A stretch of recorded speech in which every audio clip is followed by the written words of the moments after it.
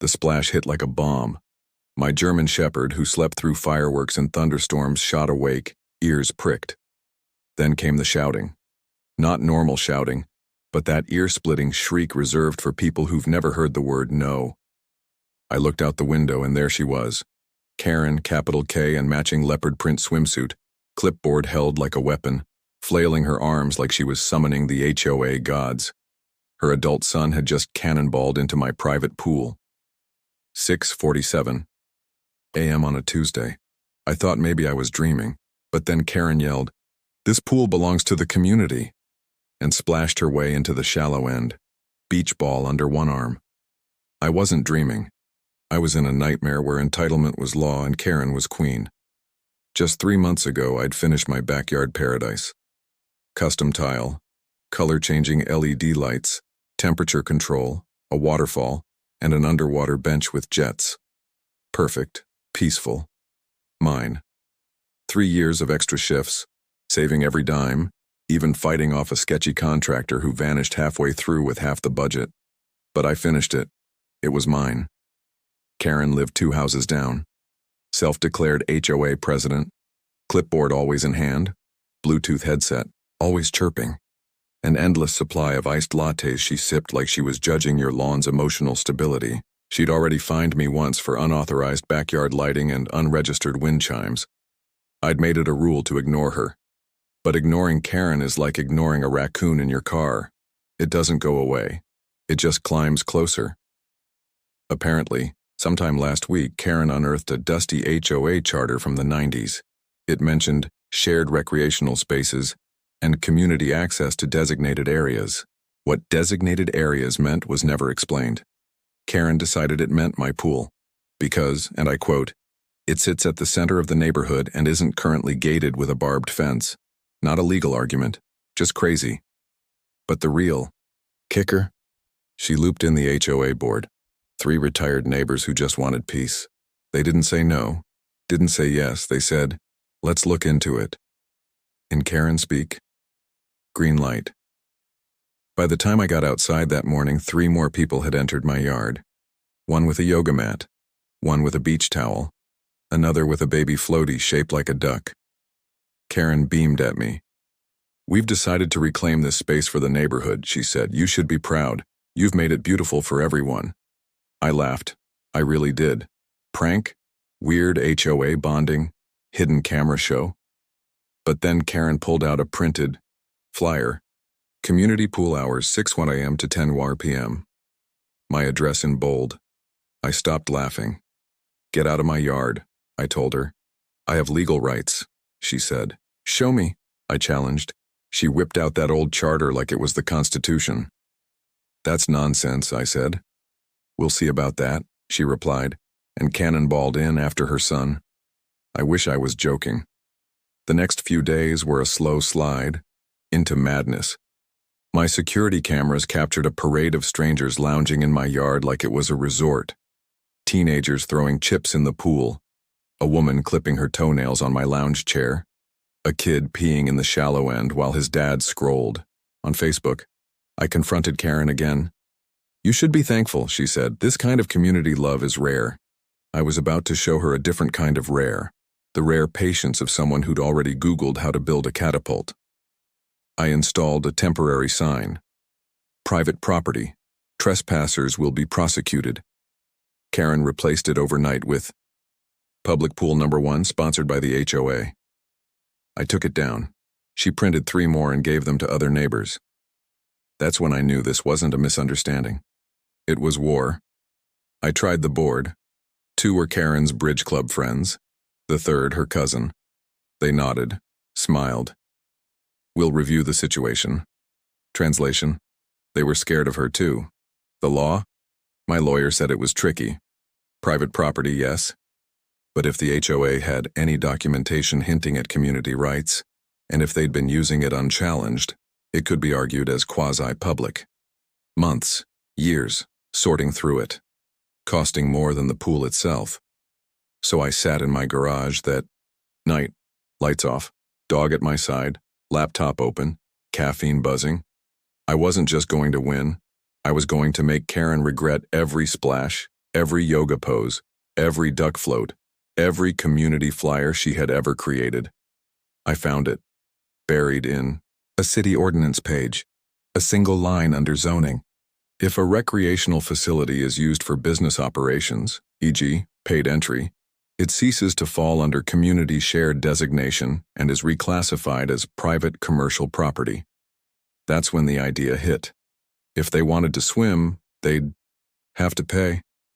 And oh boy, Karen doesn't like to pay for anything, not even her own coffee refill. I smiled. Not the nice kind. The kind a villain gives right before the music kicks in. Tomorrow I wasn't building a fence, I was installing a coin slot, coffee in one hand, power tools in the other. I opened my garage like a man on a mission. Karen might claim my pool was public, but I had a new plan brewing and it needed metal, wiring, and a little help from the same contractor who'd bailed on me mid-pool project but owed me a favor. He showed up looking sheepish, still guilty about disappearing last year. But when I told him what I wanted, his face lit up. "You serious?" he asked.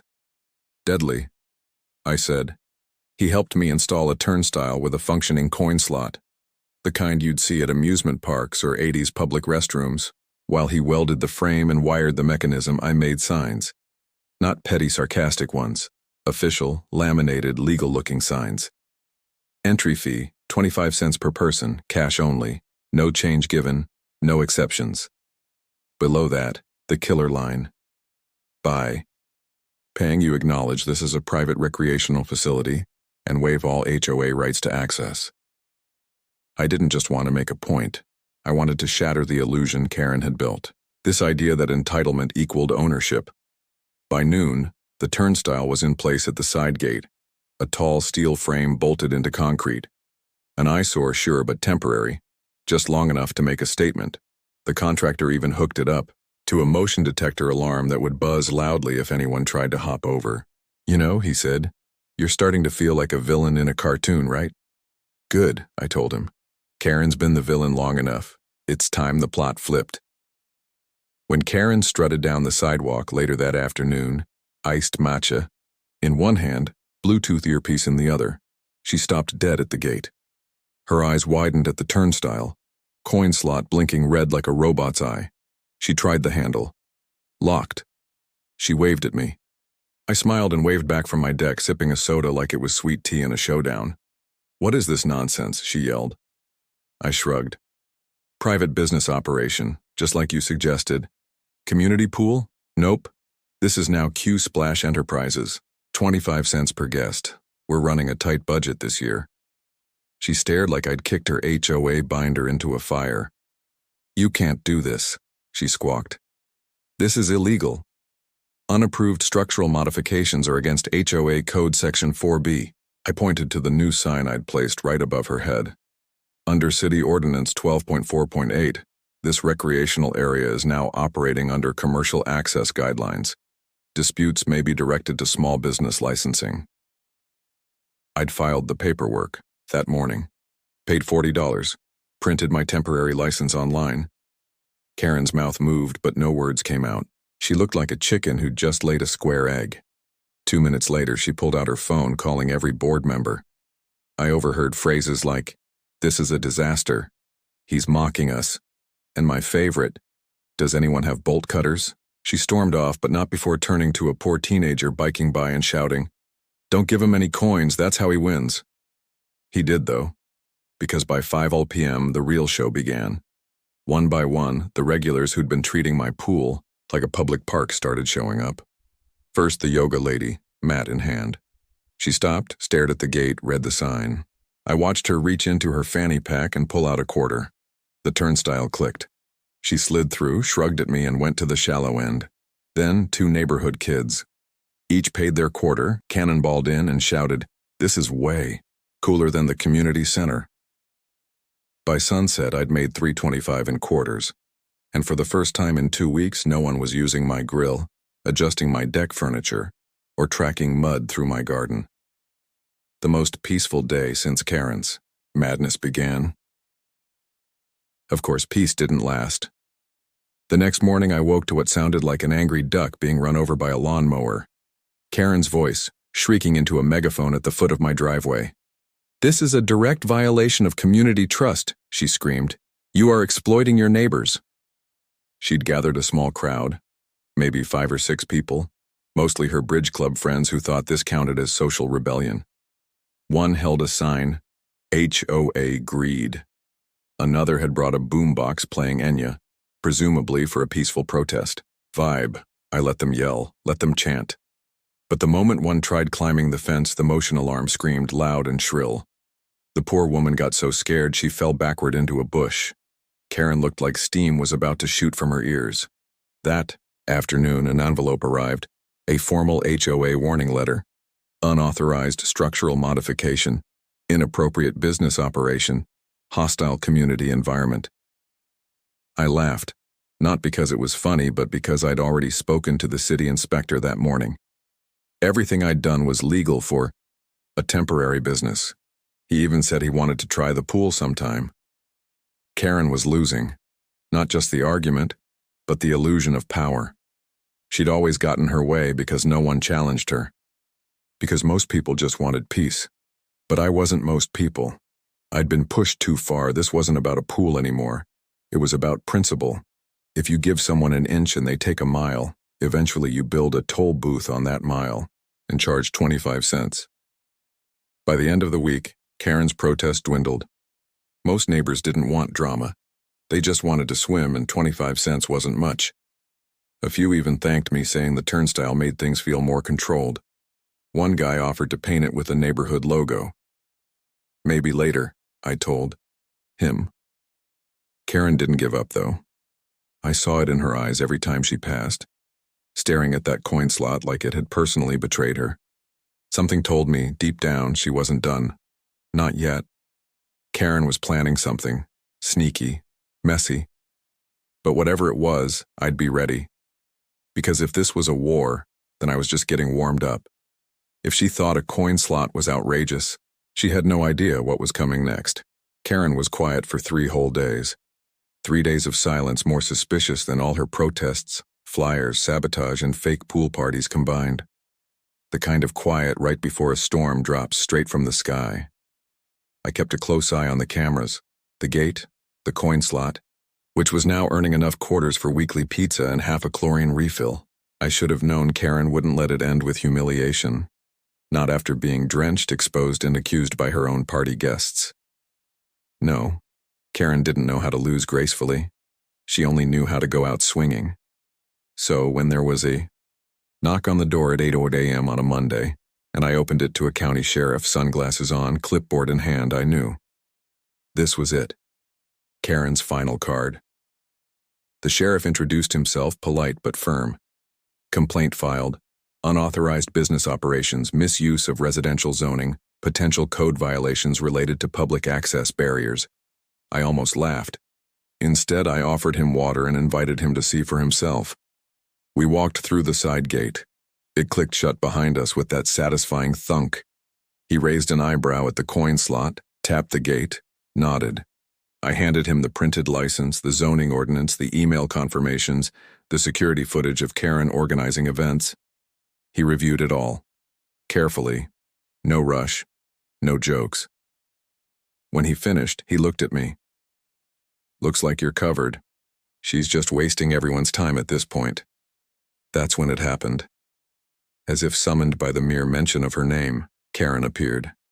She rounded the corner with a determined stride, clutching a new clipboard, wearing a wide-brimmed sun hat like she was leading an expedition. She locked eyes with the sheriff and launched into what she must have thought was a passionate monologue.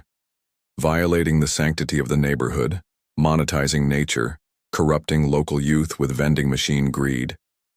My pool was psychologically damaging to kids who couldn't afford 25 cents. The sheriff said nothing, just pointed to the private property sign, then to the laminated city approval notice. Karen's expression didn't change. She kept talking, steamrolling over logic like it was another weed in her HOA manicured lawn. Then she made a fatal mistake. "This man lured us into thinking this was a public pool," she said, "then turned around and charged us. That's fraud. That's entrapment. That's against federal law." The sheriff gave her a look that was pity wrapped in amusement. He pulled out his notepad. "Did you admit you entered this yard believing it was a public space?" She paused, nodded. He jotted something down. "And did you organize events here under that belief?" Another pause. "Yes, because it's in the HOA charter," she snapped. He flipped a page. "Because that would technically make you liable for trespassing and potential damage to private property." For the first time ever, Karen blinked, like she hadn't considered she could be in trouble. Her words stumbled, her mouth opened and closed. She tried pulling out her charter copy, but the sheriff stopped her. "We already checked. That clause was struck out in 2003 after a vote you weren't even present for. Scanned record is online. Your claim has no legal standing." He clipped his pen to the board, handed her a written warning, and told her to leave immediately. Then, just before walking away, he added, "Any further harassment and we'll be talking about criminal charges." Karen stood for a long moment, holding the paper like a death sentence. Then she turned and walked away. Not stormed, not marched, just walked, quietly, slowly. And in that moment, I saw it. Karen wasn't just defeated. She was deflated. The balloon of power she'd floated on for years had finally popped. A week later, a short typed letter from the HOA arrived. Signed by Roy, the man of 4 words. Karen had been removed from the board due to repeated misconduct, community disruption, and legal concerns. An interim board would be chosen. The HOA would no longer intervene in matters involving my property. It was over. To celebrate, I hosted the first ever VIP pool party. Real guests. People who had supported me, who didn't sneak in, who respected the boundary between community and private. Greg brought a boombox. Neighbors grilled burgers. Someone brought karaoke. We butchered 90s hits. And yes, the coin slot stayed. For tradition. Kids had fun dropping quarters, hearing the click. Even the sheriff stopped by, off duty, tossed, in 50 cents, and did a cannonball into the deep end. As the sun set, the pool lights shifting, I noticed something on the side fence. Someone had hung Karen's old leopard print swimsuit on a clothesline, right above a sign that read, "Retired Villains Club." No one admitted to putting it there. I didn't take it down. It felt like the right kind of souvenir. The next day, I walked by Karen's house. Quiet. Clipboard gone from the porch. No flyers. No megaphone. Just a closed curtain and a lawn unmanicured for a week. Rumors floated. She was moving. She was just taking a break. Either way, I didn't care. She was out. The neighborhood could breathe. It's funny how a pool, just a hole in the ground filled with water, can stir up so much trouble. But maybe it wasn't about the water. Maybe it was about the line in the sand. Or in this case, the line in the tile. The idea that some things, no matter how shiny, how visible, how tempting, are simply not yours. And sometimes, to protect that idea, you have to fight with coin slots, signs, sprinklers, sirens, and the occasional viral video. I still get curious visitors. They drop a coin, snap a selfie, leave. The HOA sends fewer letters. Greg still jokes about franchising. And sometimes, just sometimes, I sit on the patio at night, look at that coin slot, and think about how one woman's entitlement led to the most absurd battle of my life. But I'd do it all again. Because peace, privacy, and a chlorinated oasis are worth every single quarter. And knowing that somewhere out there Karen is seething over a 25-cent barrier to entry, that's the most refreshing dip of all.